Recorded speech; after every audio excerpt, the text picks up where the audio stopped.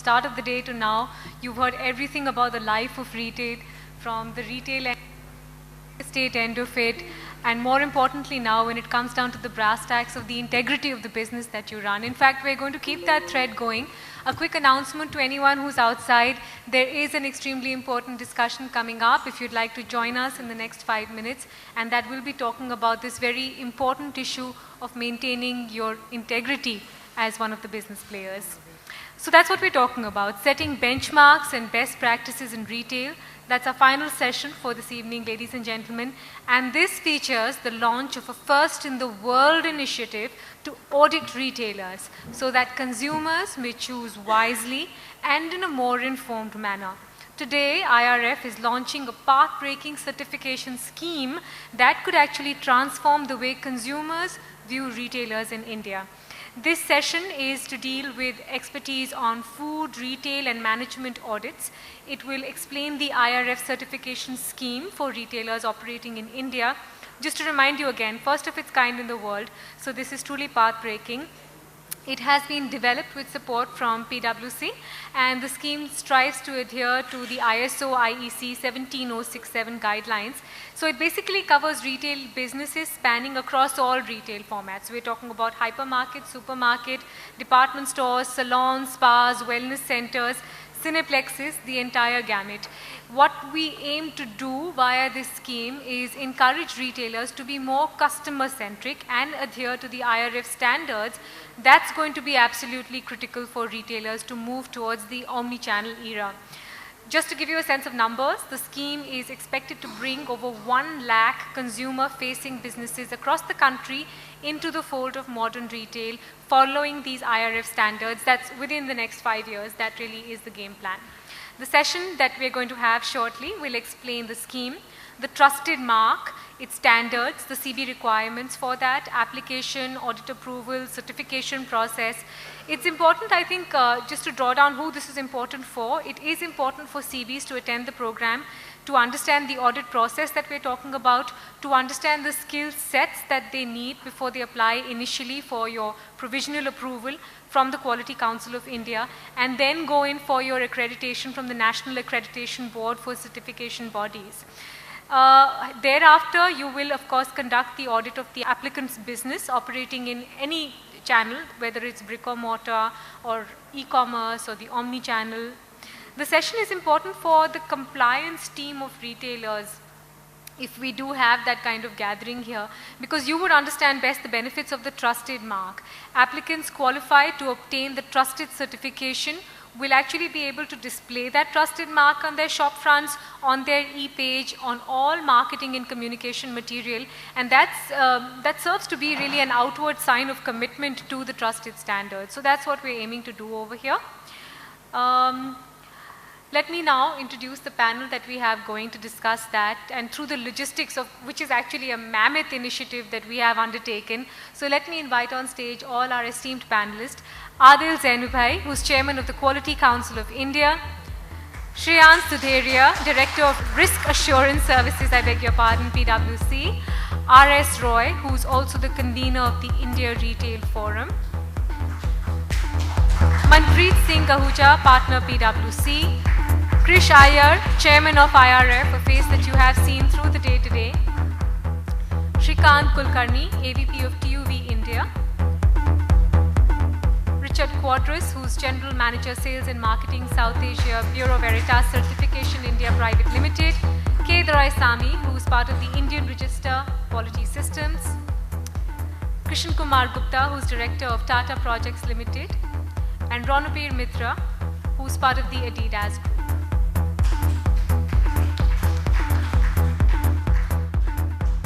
Good evening. We have come a long way from shopkeeping to now retailing.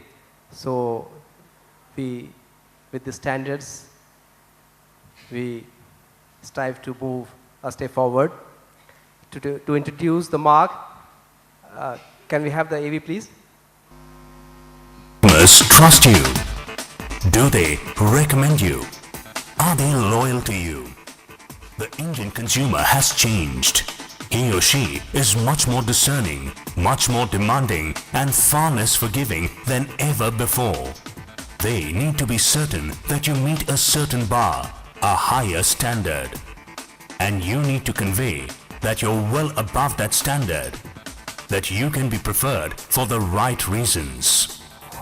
India Retail Forum, with support from Quality Council of India and PricewaterhouseCoopers, is proud to announce the launch of a first ever initiative in the world to audit retailers for consumers. Announcing the IRF certification scheme for retailers and its trusted mark. The trusted scheme for retailers is the first of its kind in the world, which aims to bring over 100,000 businesses across India into the fold of modern retail following IRF standards. The trusted scheme will cover businesses spanning all retail formats, including hypermarkets, supermarkets, department stores, specialty stores, restaurants, salons, spas, family entertainment centers and cineplexes operating in India. Trusted shop, trusted restaurant, trusted spa, trusted salon, trusted care, trusted cineplex, trusted fun zone. The trusted mark will convey to consumers that the retailer carries a seal of excellence and adherence to the IRF standards, credibility and transparency in customer service. The scheme has been formulated in a manner compliant to ISO IEC 17067. Applicant businesses will be graded in 5 levels, 1 to 5 stars, based on applicant score achieved during trusted mark audit by certification bodies accredited under the scheme with National Accreditation Board for Certification Bodies NABCB, member International Accreditation Forum. The IRF certification scheme is a step forward to encourage retailers to be more customer-centric and adhere to the IRF standards, which will be absolutely critical for retailers to move towards the omni-channel era. For more information, please visit www.indiaretailforum.in. Thank you. Can I invite Mr. Adil Zainulbhai, the Chairman of Quality Council of India, to make the address.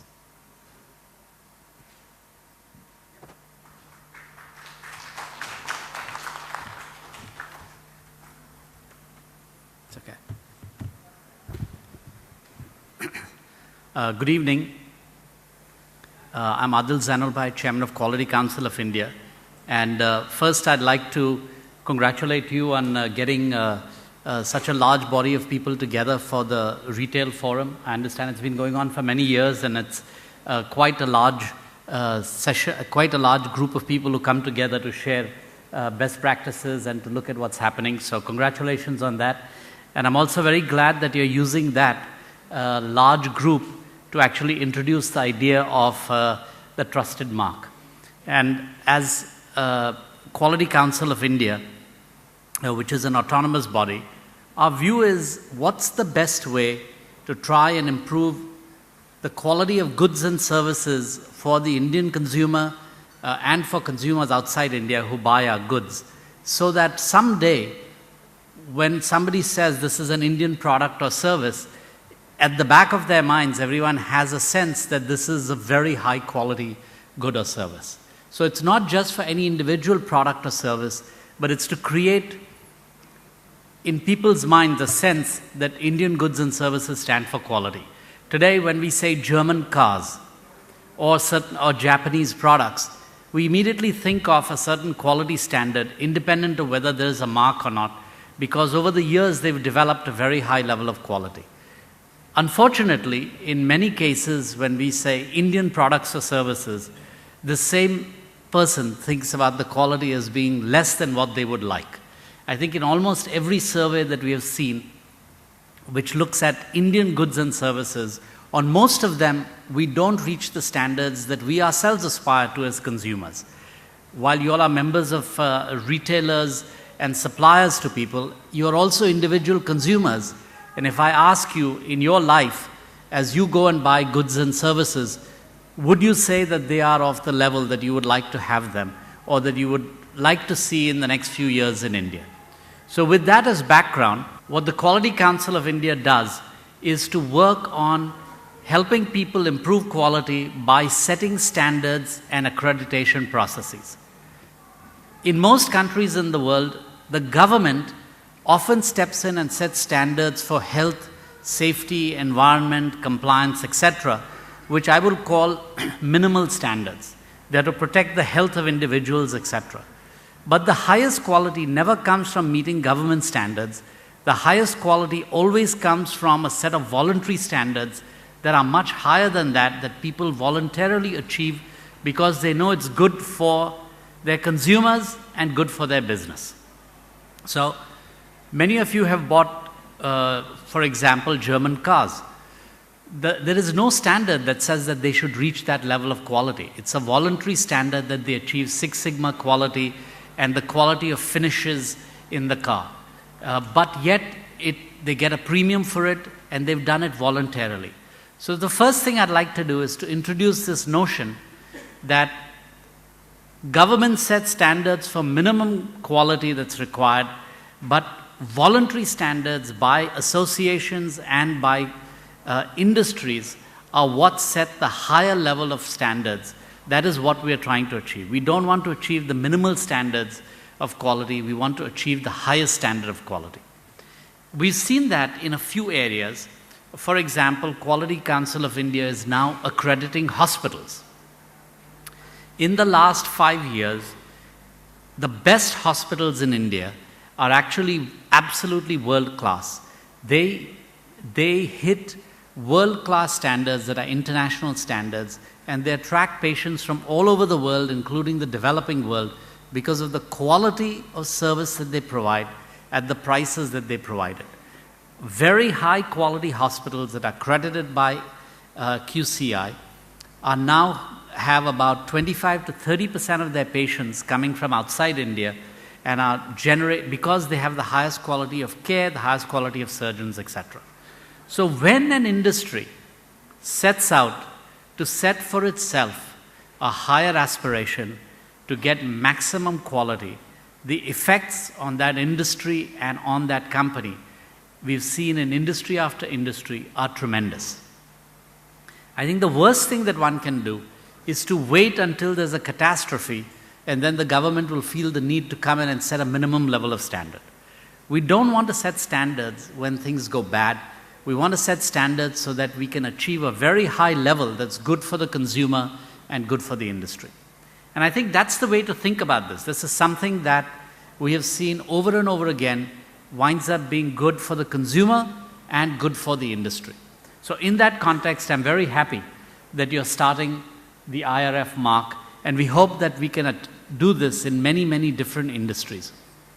Recently, we were approached by the leather industry that said India produces something like 50% of the world's raw leather, but only 3% of the world's finished leather goods. All that leather is exported to China because the quality of goods produced from leather in China is higher. And one of the things that we want to do through Make in India and to grow the leather industry in India is to improve the quality of leather finished products in India to the quality that's the best in the world. And so they asked us whether we could create a leather mark that would be put on the best leather products coming out of India that sets a world-class standard. And I think if we can achieve that, the leather industry in India will grow dramatically. In industry after industry, this issue of coming up with voluntary standards that improves the quality of goods and services for the consumer is a very critical element of improving the quality of life in India. So I commend you for doing this. I have only one request for this, and we've seen this in many industries. The best retailers will have no problems meeting the IRF mark. As your example from Walmart stated, I'm pretty sure that Walmart will probably reach this target, as will some of the best retailers in India. The real challenge, I think, is not just to improve the quality of the biggest and best retailers in India, but to improve the quality of every retailer in India.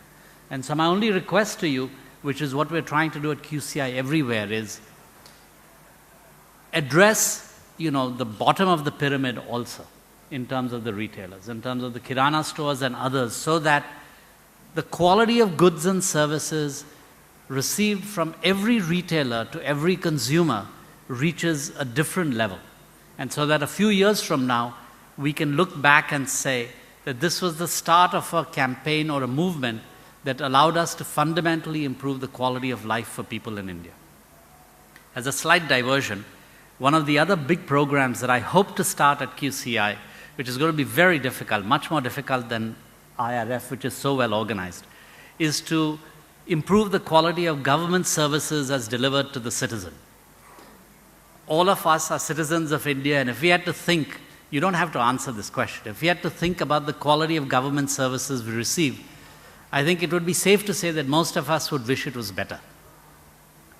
So we're trying to think about how can we improve the quality of government services as delivered to the citizen.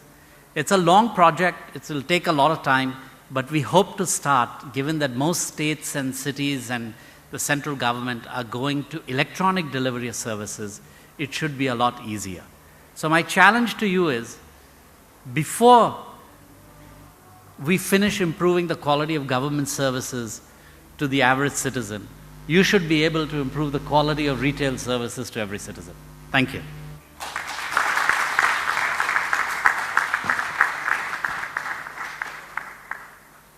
PwC is the knowledge partner for this scheme.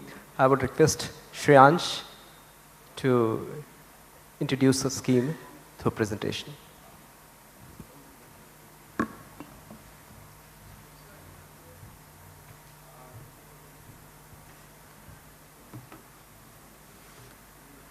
Thank you, Mr. Adil, for your insightful words. Good evening, ladies and gentlemen. I would like to congratulate India Retail Forum for conceptualizing and introducing the scheme which has been termed as the trusted scheme for retailers. Basically aims at improving the overall quality standards for retail operations in India. Before I get into the details of the scheme, let me set the context right. We all know how complex the Indian business scenario has become today. And when I say complex, it's in many directions that it has become complex. One side, the consumer expectations and behavior are changing rapidly. On the other side, the business dynamics are changing very rapidly also. So introduction of e-tail business, in fact I should say explosion of e-tail business, the growing legal complexities, the regulatory environment tightening itself, as well as growing impact of social media, all of these are some of the indicators towards the growing complexity in the business. And why it's relevant and pertinent to mention is that because these standards aim to help the business to deal with these complexities. And not just that, it also helps customer to gain an assurance over the quality standards of retailers registered under the scheme. So let me now take you through the details of the scheme.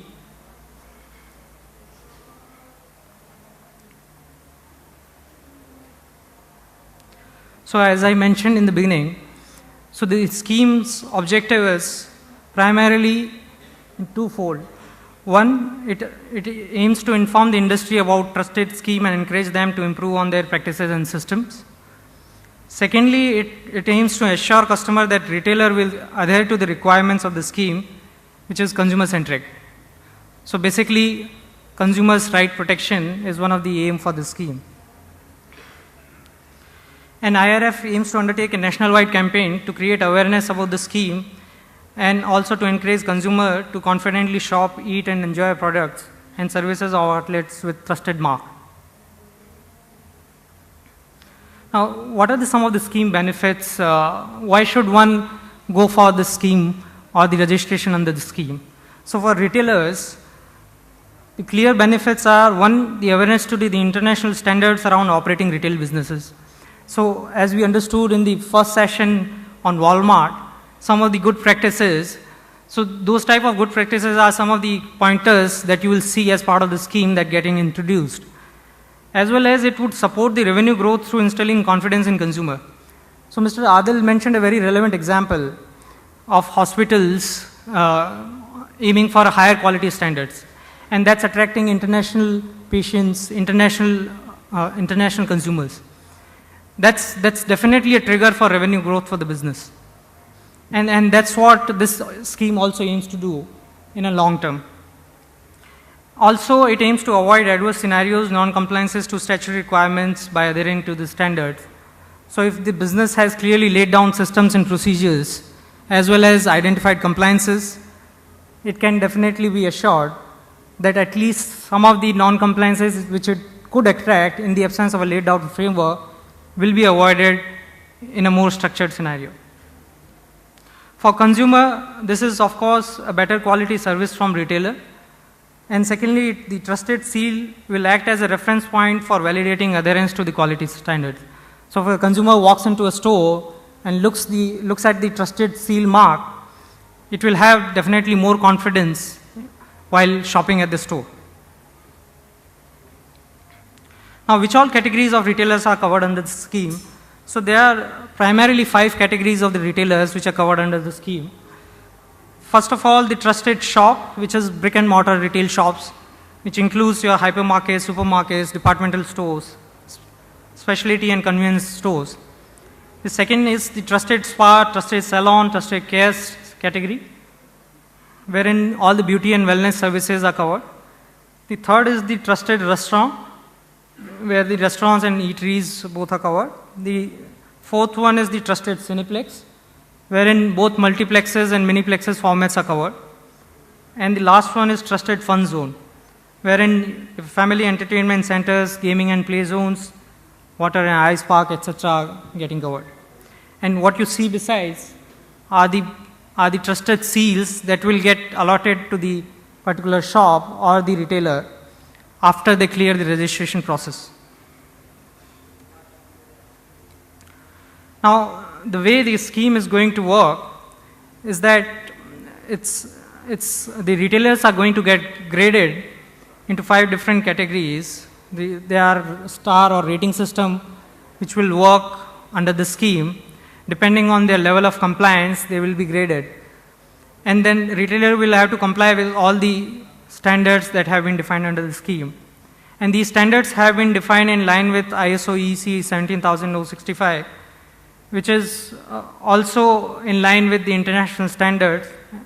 And there are also requirements for certification bodies that are being laid down. The role of the certification bodies is primarily to conduct the audit at the time of registration process to facilitate the award of certification to the retailers. Now, the way in which the application will be entertained and the registration will be granted is that retailers would have to apply for certification. The certification bodies which are accredited under National Accreditation Board will conduct a review of the application and conduct the audit. And if they find any gaps basis the standards that have been laid down, they would provide a gap report. And then retailer would have a time to address those gaps and come up to the level of compliance that is expected under the standards. And once that is done, then the certification will get awarded to the retailer. And when I say certification, it would also include the seal mark, the trusted mark under the scheme which will get allotted to the retailer. Now, what are some of the requirements or the standards which have been laid down under the scheme? So these requirements or the standards have been categorized into 7 broad buckets. The first one is the regulatory compliance and sustainability, which deals with aspects such as compliance with laws, regulation, and sustainability measures. The second one is around customer care and services, focusing more on customer support, health and safety and security and hygiene procedures. And not just that, it also deals with your procedures to handle and sort out consumer complaints. Third element is the personnel or the people element. How do you deal with recruitment, performance, and training?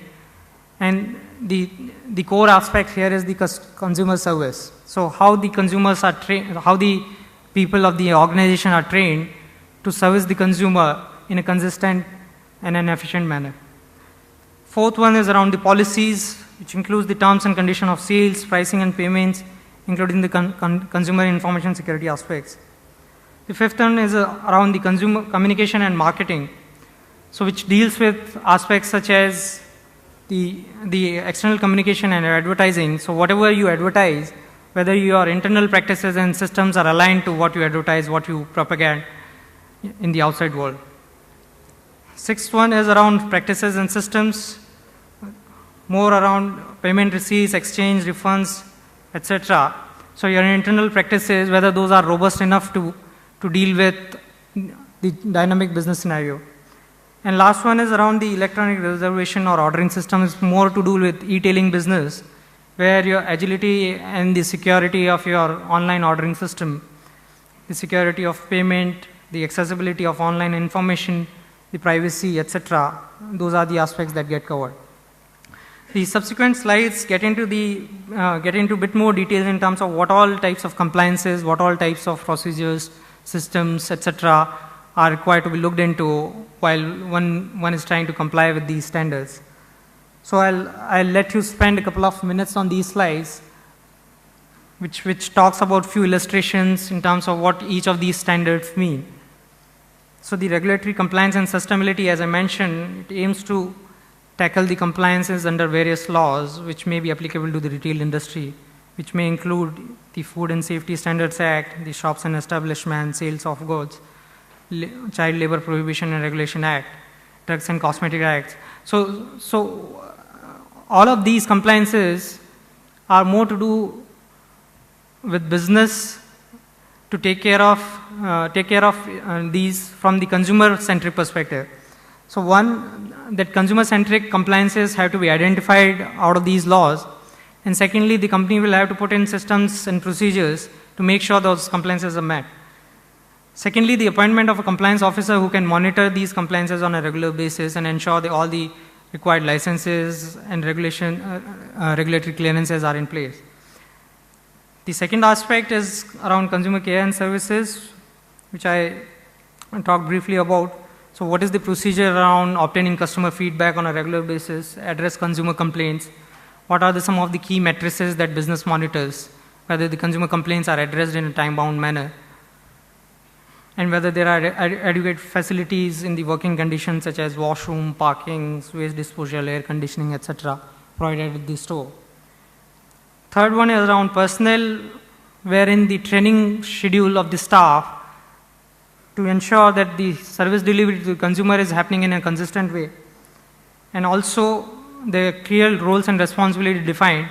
In fact, some of the innovative measures that companies are taking in this direction, using gaming applications, etc., to train their staff on the consumer service front. On business policies, the various policies such as warranties, service guarantees, exchange, prices, payments, breakages, damage, etc., how well these are defined, how well these are communicated, and how well these are entertained when the consumer complains. Fourth one is around communication and advertising. So it's primarily to do with compliance of the applicable laws on advertising, as well as delivering what is committed to the consumer. Then on the system and practices, whether there are well-defined procedures, including the backup procedures, emergency handling procedures, etc. Some of these Shalini talked about in her presentation in the beginning. And the last one around e-commerce or the online ordering platform, wherein more of the online security measures, the online systems agility and easiness to navigate, clear and full information, clear terms of delivery, forms of delivery, the information security, the security of payments and privacy of consumer data. All these measures are taken care of. Then apart from these, there are certain specific requirements to the type of outlet. So for example, restaurant, apart from the regular requirements, there would be requirements on sustainability. So how do they deal with waste management, recycling, energy reduction, etc. Whether the sourcing procedure that they have is an ethical sourcing procedure. Whatever they procure from the vendor, is it tested for quality? before usage and consumed, whether they have a FIFO system, first in, first out, or first expiry, first consumption in place. So those are some of the standards which will get additionally covered for specific type of outlet. And similarly, there are other specific requirements for each of these categories or each of these outlets. Now, when we talk about the audit process or the registration process, so the registration process or the assessment process by certification agency is going to cover different aspects. So one is going to be based on the documentation review. At the time of application, the retailer is going to submit certain documentation to back up the compliance to the standard that they are claiming to be done. So that documentation will have to be reviewed by the certification bodies. Second is the on-site assessment, wherein they will visit the stores and review the compliance to the standards and accordingly assess whether those are actually compliant or not. And thirdly, which is also being deliberated as we speak, the mystery shopping, to review these compliances on an ongoing basis or maybe before the registration process itself, which probably aims to assess the perspective from a consumer's angle. Now, obviously, if one has to deal with so many different dimensions, one will have to possess the skills which are required to conduct the audit or the assessment, and there are three broad categories of the skills that we anticipate the certification bodies to possess. One is on the statutory compliance. They will need to have a legal expert in the team to be able to assess the level of compliance to the applicable legal requirements. Second is the information system. So they will need to have a certified information system auditor in the team who will be able to assess the security, privacy, and data prevention measures that are being taken by the retail outlets. And third one is around the business practices, so the staff trained in the retail and consumer industry who will be able to assess whether the practices followed are best in class or are complying with the standards laid down or not. At the same time, there will have to be some preparation done by retailers. They would not like to end up in a situation where the assessment is done and they don't qualify for the registration process. So some of the broader guidelines that need to be put in place is one, definitely on the statutory compliance framework. They will need to define a framework wherein all the applicable compliances are identified, are mapped and monitored on a periodic basis, which means including the licensing requirement, clearance requirement, etc., are being complied with. Secondly, the laid down business policies and practices clearly laid down, identified, communicated to the consumer. Required infrastructure in form of be it consumer service helpline or adequate staffing or staff or the systems or the security procedures. Trained staff on consumer handling and servicing. It's going to be an ongoing activity. It can't be a one-time activity. Information security and privacy measures, one of the critical elements of online ordering or the e-tailing business. An agile, secure online ordering portal in case of e-tailing business. These are some of the basic requirements broadly classified under these categories. These are not exhaustive, but some of the indicative requirements that retail business will have to gear up to get the certification done. So with this, I'll conclude the presentation here. It provides the overview on the scheme. And I'll now invite the panel to discuss some of the key issues around the current retail business practices and also talk about what are some of the improvements that can be done in the scheme. Thank you.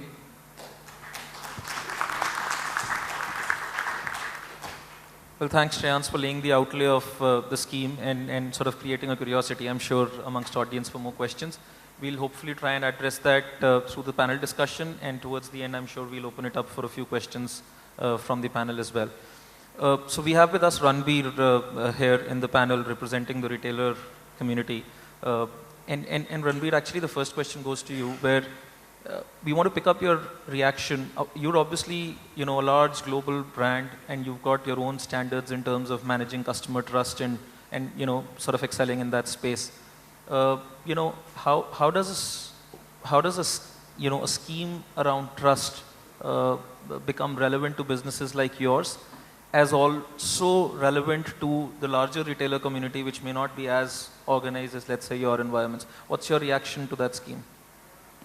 I think my reaction is on pretty predicted lines. I think this is a very robust thing to have. Any consumer who walks in needs to trust your brand. And the trust doesn't only come from what you look and feel inside the store, but you also get it from the various stuff that actually happen in the back end in terms of all your compliances, your ethics and your values and your manufacturing and what have you. So it's very interesting. We have it in most sections of the processes that we that goes into creating a product and an experience in the store. But what would really be helpful to a consumer, irrespective of what store you walk into, whether it's international, domestic, or whatever, is a trust. And trust is something that is defined differently by different people. And what this will bring, therefore, as a mark, is a method to the madness, right? It will get into a forum, a very organized way of defining what trust is, get yourself qualified, and the consumer builds more and more trust, buys your product, and you gain growth and revenues, etc., etc. Sure. Thanks, Ranbir. Just a follow-up question on this, and I know Shreyans spoke about the various standards and the elements within those standards. But if one were to pick up, customer services, let's say in your environment, you've got a wide retailer base, and you would obviously want to deliver consistent experience to the customers who walk into your retailers, your outlets.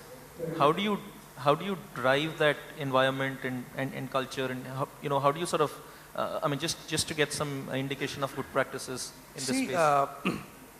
By the fact that we are a global company, there are a lot of work that has gone over years to build consistent process systems, formats, the way the store looks, the way you deliver your product, the way you greet your customers. So there are lots that actually happen before anyone walks into a store. And what we actually do is we have a program of audit, of very similar to what you guys are thinking of, which is done over, say, every 6 months, and picks up that experience that a consumer has when he walks into a store, he or she walks into a store. So there is a lot of processes that are behind it, which keeps working, and we keep improving, we keep measuring. It's a challenge. It's not an easy thing to do. When you have so many stores across the country, it's not an easy thing to consistently maintain the standards of quality that you have. So that, I think, is something that we need to improve year on year. But fundamentally, we have a process which brings it that level of trust and execution, hopefully consistently across all stores. Thanks a lot. Thank you. Mr. Adil Zainul Bhai, just a quick one for you. Given that this is an important initiative and not only extremely relevant for the customers, but also relevant for businesses, as we heard from Ranbir, if you could throw some light as to how QCI could actually help in this process in terms of, ensuring that, this trusted seal that one establishes through the process helps the community. I think one of the things that QCI has done over the last few years is to establish an accreditation and certification process that is also trusted, to come back to. Because if you set any standards and get a certification, that certification must be real.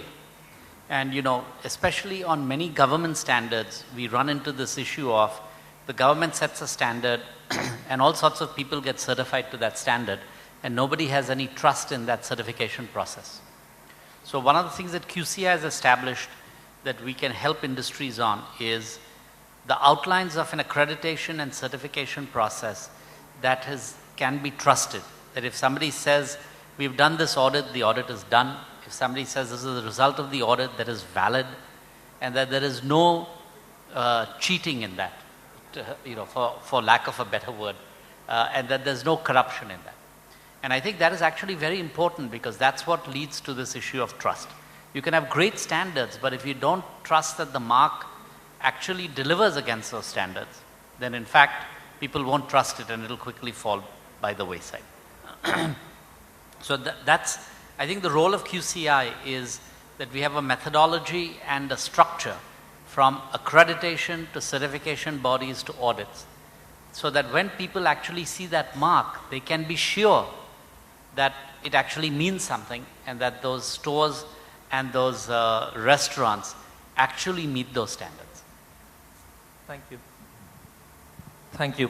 I'm going to now look upon the CVs that we have in this eminent panel to get their views on and first reactions on the scheme details that they heard, and also more importantly, share their experience of helping clients in the certification process and any insights you may want to share for the panel. If it's okay, I can start off with Richard to begin with. We've all seen this scheme for the first time, so going through the details, my first thoughts would be that it's a very excellent scheme for retailers, and as we have the ISO 9001, 14001, 18001 standards for different organizations, this trusted mark would help. Just a few initial thoughts which I had is we need to build in some elements of sustainability. When I say sustainability, that would include some aspects of energy management. How is the organization looking at reducing the energy levels? We have to look at water assessment, how they are effectively using their water. A third aspect would be how are they reducing their carbon footprint, which are very important 3 elements of sustainability. On the other side, I would also look at some elements of risk management. We have a ISO standard for that, ISO 31000, which is a guideline standard, and elements of business integrity, which would talk of ethics, and last but not the least, elements of labor standard, which talks of no child labor, equal wages, no sex discrimination of that sort. So these are my first thoughts, which we would, probably IRF and PwC could look at in building up in this scheme, in this checklist.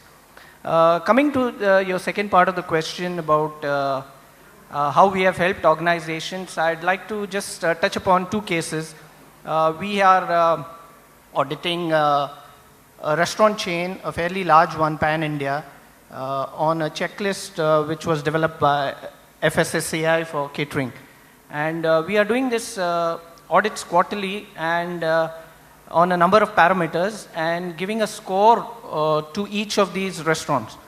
The good thing that the management is doing is rating the scores with the bonus of each of their outlets, the employees in the outlet.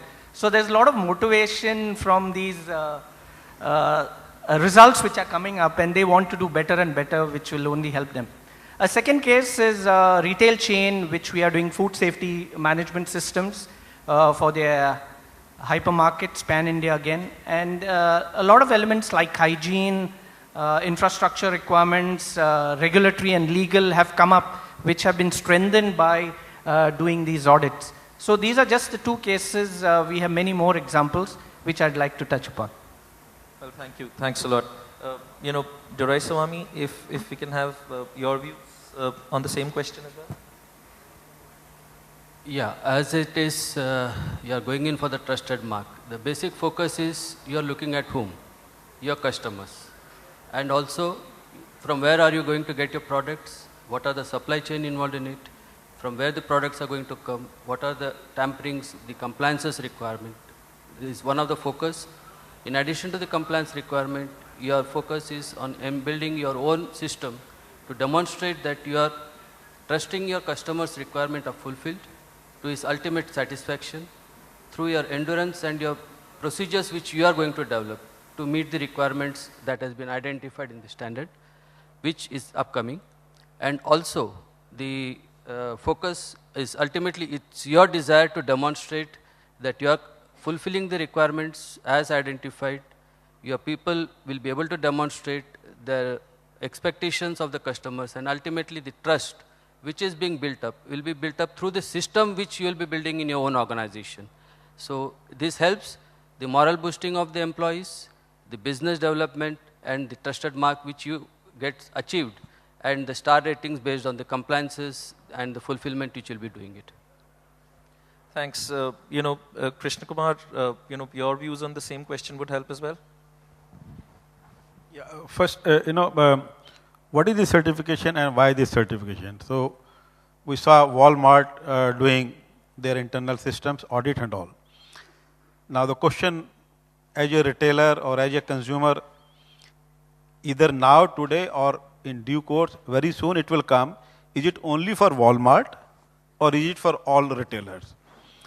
Whether I buy a grocery item or meat or fish or anything, I would expect the same quality whether I buy from Walmart or whether I buy from the retailer. The challenge will come, a Walmart sort of outlet will have many resources at their command. They can have technical expertise. The challenge is for the small retailer. And many of the small retailers, they might be very genuine. They might be doing it to their best sincerity. But the challenge is their understanding of the subject may or may not be correct. How much temperature an item is to be stored is very important for a food item. Do they receive at the correct temperature? Is it part of their duty to check that the item has arrived at their store at the right temperature? Whether they are storing the food stuff at the right temperature and whether they are selling it within the expiry date. So these are, in the food, these are very important parameters. And for a consumer, there has to be an external certification body. It is not enough that I sell something and I certify myself. A consumer wants, like a finance audit, an external audit is give you more confidence. So the entire certification is that yes, you are doing it right, but somebody who is neutral, outsider, is certifying it. So this is regarding certification. There is some documentation, there is some checklist involved. And as the retailer goes through, anybody for that matter, not only retailer, the party who is audited, he himself improves his quality. You know, if I ask you, do you have a system of receiving the food stuff at the right temperature, and do you maintain it? So this itself will prompt you to have the procedures or at least the understanding. So I think this is a very good initiative. Honestly, again, we as a certification body are not at this point fully in this formation of the standard, but this is a trigger point for this forum to get the feedback what this standard should contain. Yeah. Thank you. Shrikant, it will be great if you can share your views on this as well.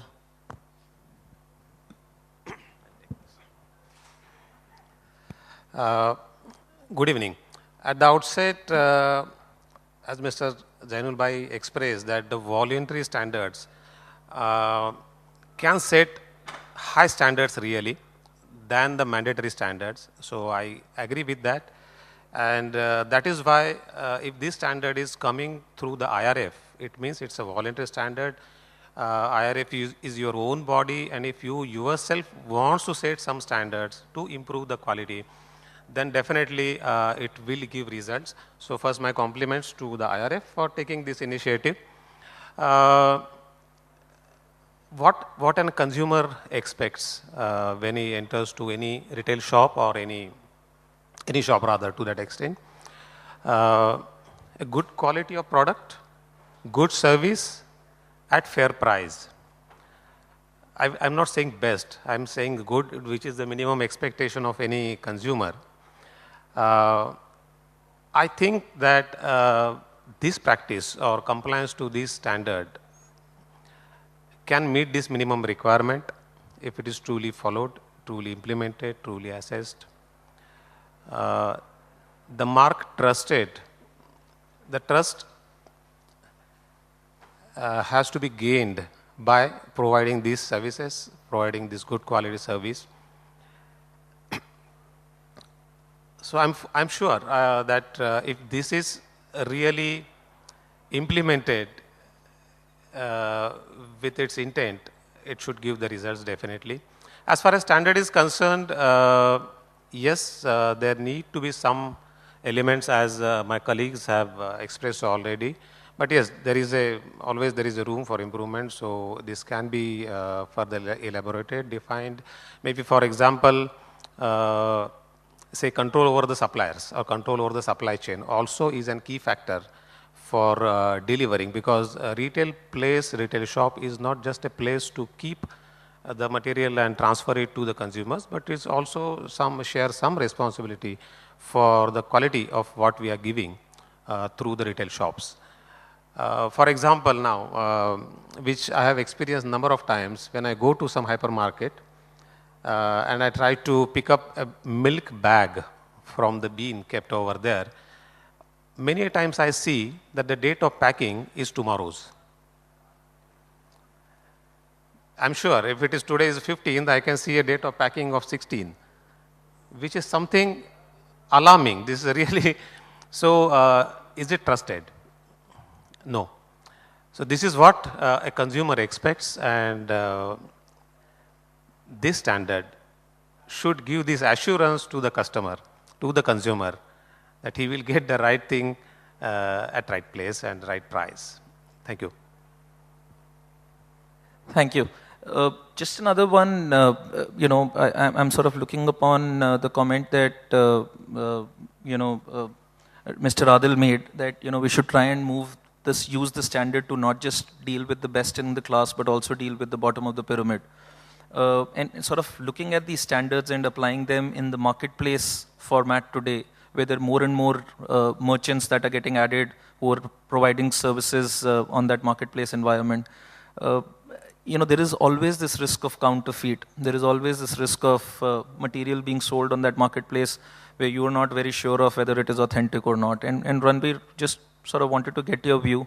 Do you see this certification process being some sort of an enabler that will give comfort that whatever is being sold on that marketplace model is at least being sold through a set of retailers or merchants who have a certain process to ensure there is correct products that are being sold off? I don't know what's your reaction on that? It actually depends on the process. It totally depends on the process you deploy to ensure there is minimal risk of counterfeits.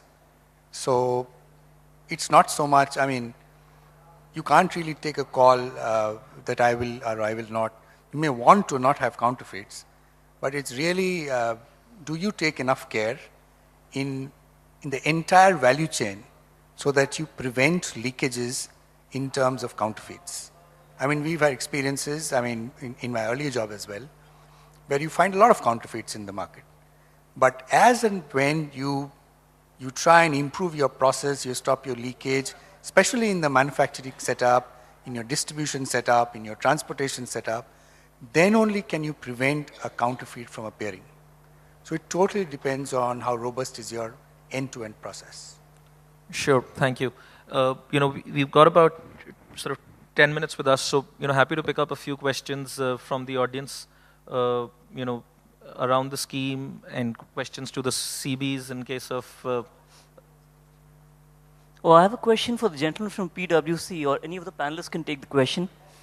Have you given any thought to the logistical complexity of reliably auditing just about millions of retail outlets and thousands of restaurants around the country, given that the intent is not to restrict the entire process to the high end of the organized industry alone?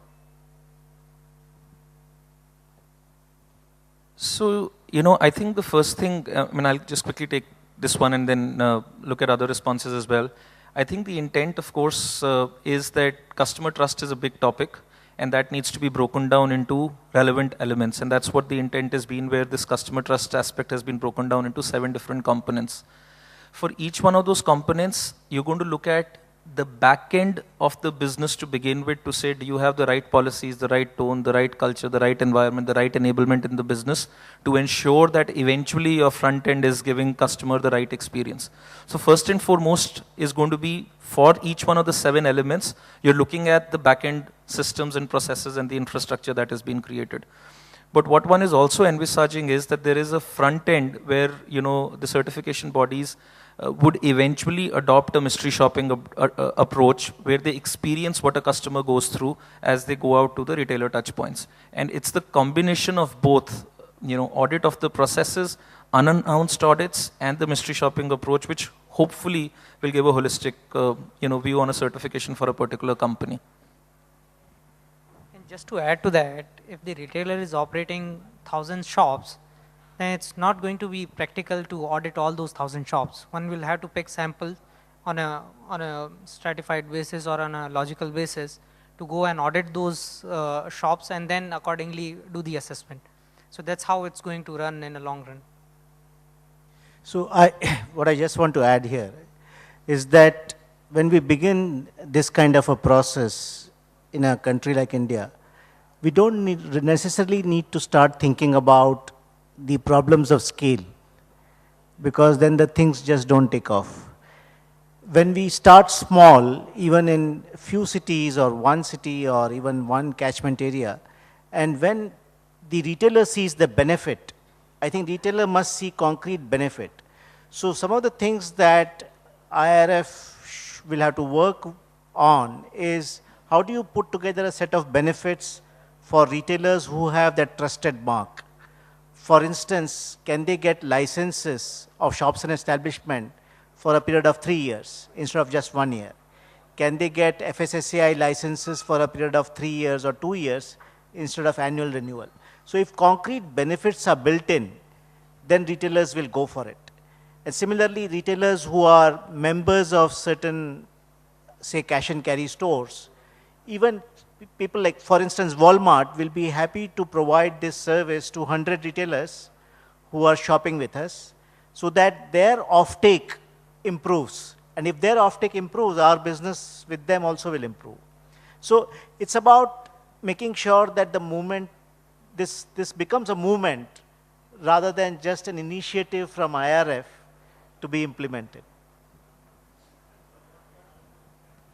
I was talking to Ranobir about all these brands, as customers, when we go to any store, sometimes we see big advertisements, Republic Day sale or Independence Day sale, but when we go to the shop, we don't find the stocks, or we don't find in fashion, we don't find our size or color, and that's a very frustrating. So the customer goes back very unhappy. So how do we ensure that? So nowadays, all these apps are coming, and gradually all the, they have loyalty members. So very soon, I think I was discussing with him, we have to find a way, this will be part of the standards, how do we find a way where customer is informed what is available? During heavy sales also, if you go to a store, if you want a pair of trousers or jeans, whether my size, my color is available or not there. So it should be available. All the information is a very dynamic technology we have in place. So it is all that is possible. So whether it's a food and grocery or, so all that is we are considering, making as part of the standard where we have customers shopping with prior information. And also we are talking about expiry. Why sometimes we go to hypermarket, we see, a sweet can or something, selling 50%. So why it is? Is it nearing expiry? So there should be a separate shelf for, products which are nearing expiry, so that the customer is informed that, 3 months are left.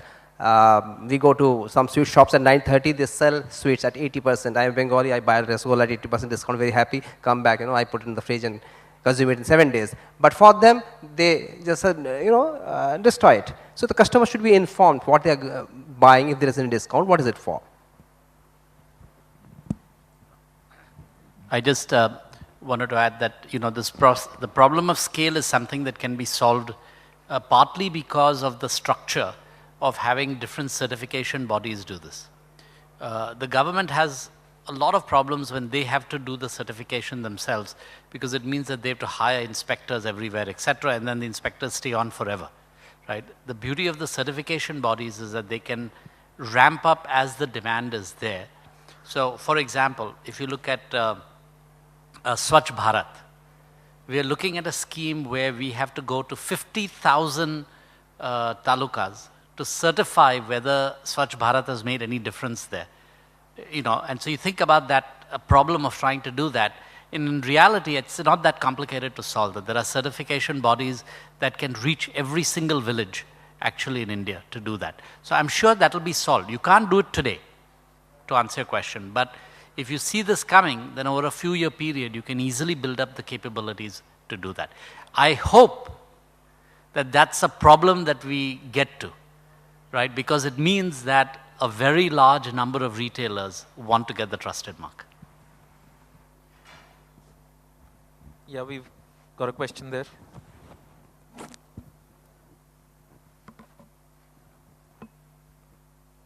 Hello. Hello, I'm Sanjay from Control Union. First of all, I would like to congratulate QCI for such a wonderful program launch. And most of our panelists, they have highlighted that the sourcing should be, the proper sourcing should be ensured in order to ensure the quality of the product. Here, just I would like to add one point. A part of the quality of the product, we should also look into the responsible sourcing in holistic manner, like the sourcing from where I am taking the material, the ethical and the social norms has to be covered equally as it is covered in the supply chain. For example, I'll just in a short I'll tell, it may be possible not to employ any child labor or any bonded labor in the supply chain, in the retail chain, but from where I'm procuring the material, if that particular company is exploiting the labor, in that case, it should, the responsible sourcing says that they should not procure the material from such suppliers. So I don't know whether it has been addressed in totality in the standard or not. If not, it should be ethical and social plus quality sourcing altogether. Thank you very much. Yeah, I'm sure these are valid inputs and are already baked into the standards. But I don't know, Krish, if you want to quickly talk about how some of these processes are already embedded in the way you'd manage things in a Walmart environment. So, for example, if you take responsible sourcing as one of the topics, so we rate all the suppliers as green, orange, and red. So when you talk about the red, there are various standards are laid down. Red suppliers don't meet our minimum standards also. Whereas the orange suppliers meet the minimum standards, but they don't meet the desirable standards. And the green suppliers meet all the standards. So what we do is with the orange suppliers, we work closely in terms of saying that you must have a fire safety door. You must not block your fire safety doors. Red means that they're employing child labor, which means we would never source from them. Or if they don't pay minimum wages. So these standards are all laid down very clearly, and there is an audit, external agencies which go and do the audit. And if these standards are not, if orange falls into red, they are dropped. If orange don't go into green over a period of time that is defined, then they are dropped. So there is a pressure on building green suppliers. So this process is already in place in certain, I'm sure in many other companies as well, but certainly in Walmart, we follow it very strictly. Thanks, Krish. I think we have time for just one last question. Otherwise, I can see just about a minute left for the session to get over. Any last question? Okay, thank you so much. I just want to add one thing. One of the processes which retailers can adopt, because it's about managing the processes through their own employees. And what we do in Walmart, in our stores, is to tell every employee that act like a customer, act like a consumer also when it comes to food products. And apply this, what we call, would I buy it program. So before selling to the customer, just make sure that if you are picking up that apple, would you buy it, pay that money and take it home? If not, then you should be dumping it. You should not be selling it. And that is an important one. So over a period of time now, so store managers also want to deliver their profits and they don't want to destroy their bottom lines. But the moment we start focusing on this, would I buy it? And during every store visit, if I go to the fresh section and call the store manager or call the fresh manager and ask him, now you got to buy this today, and pay the money and take it home. Tell me which are the things which you will buy. And he starts picking up stuff and selecting, which means that there are many things there which he may not buy. So once or twice, once you do it, then the third time around you don't have to do it. So we try to build that would I buy it program. So there are many areas of training which are really essential. Thank you, everybody. The big encouragement today was Walmart head assuring us that they will encourage their retailers to apply for the scheme and go through the certification process. Thank you, everybody.